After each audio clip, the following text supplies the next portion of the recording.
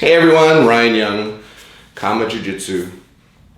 What if I could break Jiu-Jitsu down into a mathematical formula? One that is so logical, makes so much sense, it explains why you beat one individual but lose to another individual. In fact, I'll write it down for you. Let's just get started. G is equal to T plus P. That's Jiu-Jitsu right there. G equals to 2 plus P. Where your G is equal to your game, your overall game. T is equal to your technique. And P is equal to your physicality.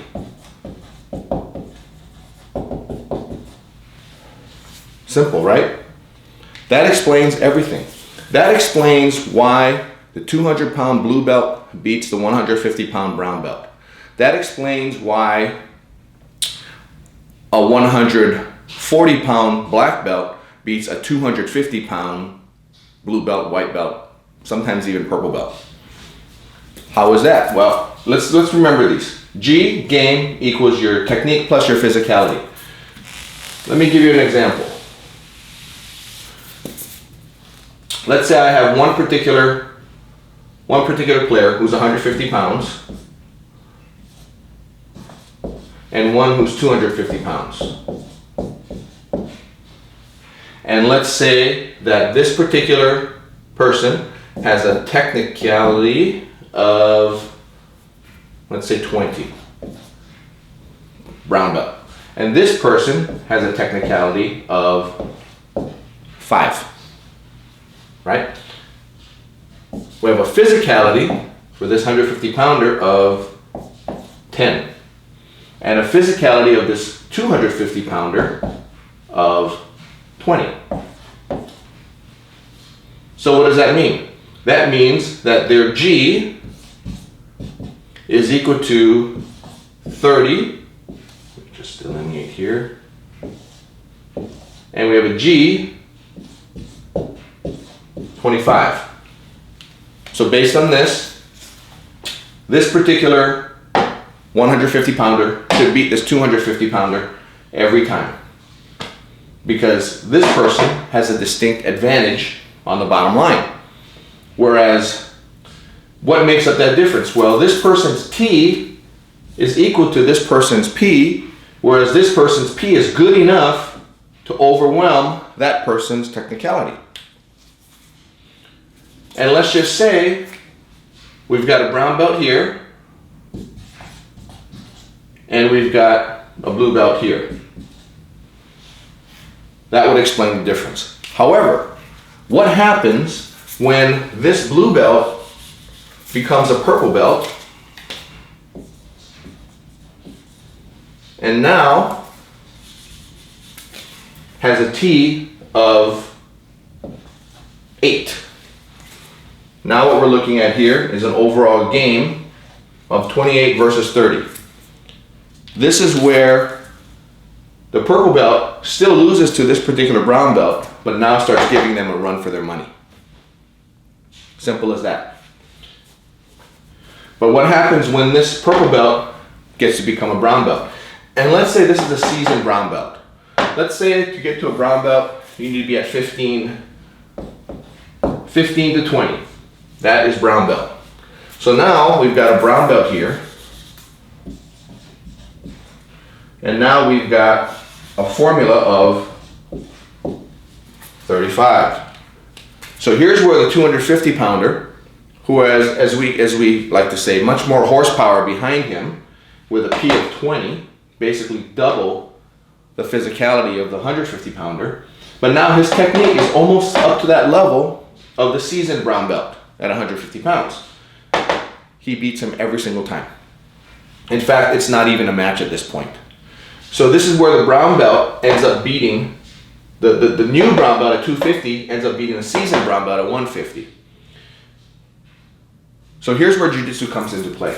Jiu-Jitsu was designed, if you quote Elliot Gracie, for the smaller guy to be able to defeat the larger guy. That's assuming the larger guy has no T, no technicality on him, or no technique.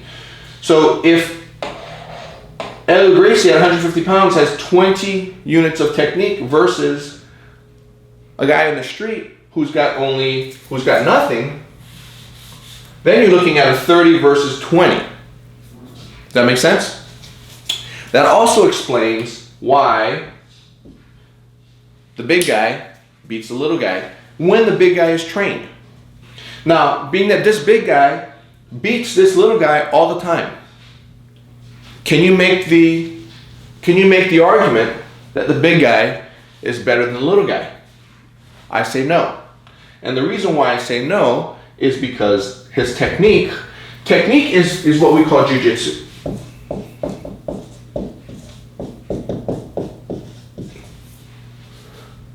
If your jiu-jitsu is inferior to another person, that means you're not as good. But the fact that you've got power and strength and agility, that takes over and makes up for any deficit you have on your technique. So for those of you smaller people who have been training for a while and you get to a point where people come in newer, they're bigger, they're stronger, they're faster, they're training for, let's say, 2 or 3 years, and now they start beating you, even though you've been training 6 or 7 years. Don't be distraught, right? It's not your jiu-jitsu that's at fault. It's just your physicality. It's something that you cannot compensate with. A lot of people try.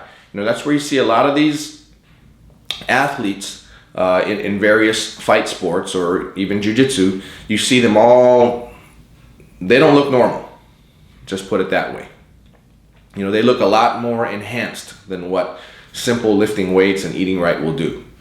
They're trying to get that extra P, because in a timed setting like a tournament or a fight, you need to move as fast as you can, and you need to be as athletic and aggressive as you can. And as Master Hickson once said, as you get into these types of events, then it's the physicality that tends to play, not the technique. Because it's whoever has, assuming that they all have the same level of technique, whoever's got the greater physicality is the one that's going to win. The one who's got the greater endurance, the one who's got the greater power, the greater explosiveness. So what we do at Kama Jiu-Jitsu is we like to focus on the T. We like to focus on your technique. And the reason is because not everybody, you can't turn a 150 pounder into a 250 pounder. And even if you do get him to be as strong as a 250 pounder is naturally, excuse me, that's my alarm.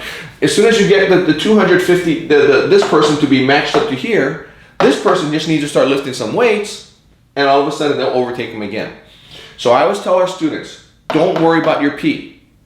Your P is what God gave you. Your P is what you were born with. Your P is what you are now. Granted, keep yourself in the best shape that you can. But the easier one to work on, the one that will benefit you more in the long run, is your T. So do not focus on your P, focus on your T. The more you raise your T, the better you will be. Now in this case, once this person, let's say this person doesn't come and train for a while, or they hit a spot where they're just not getting any better. And now this person gets to be a black belt. And now this person's T has gotten up to a 30. Now you're looking at an overall game of 40, and look who wins again. Right? As Professor Dave and as Master Hickson have shown, you don't have to be a gargantuan monster to be successful. You just need to keep working on your technique, because your physicality is what it is. On the other hand, if you are you're a physical specimen, then if you enhance your technique by keep adding to your technique, keep studying your technique, and by the way, the only way to do it is to turn this off. So when you're training with smaller people and you're a big guy, you cannot have the mentality that I need to beat you all the time.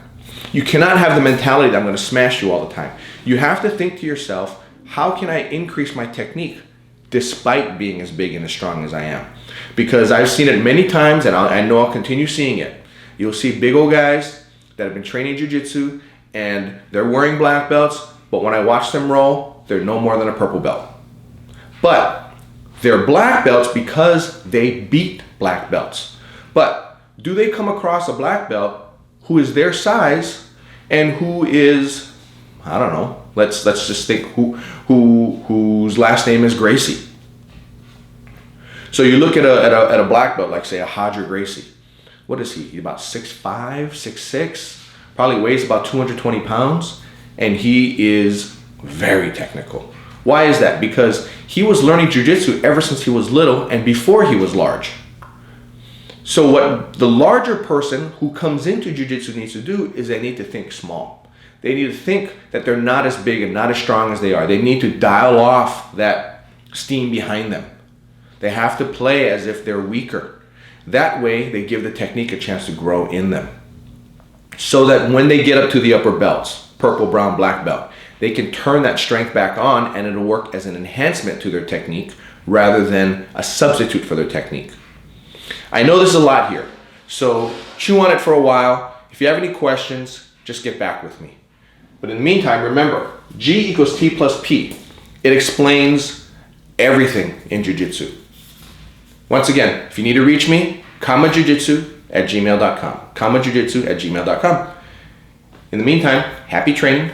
Get back to your technique. Talk to you soon. Bye.